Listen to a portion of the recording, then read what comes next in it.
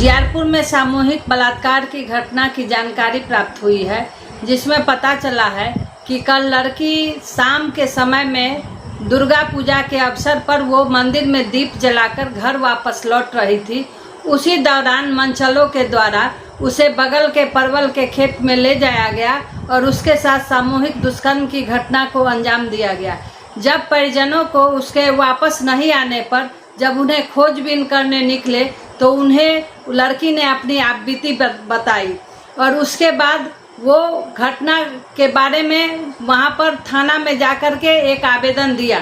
जिसमें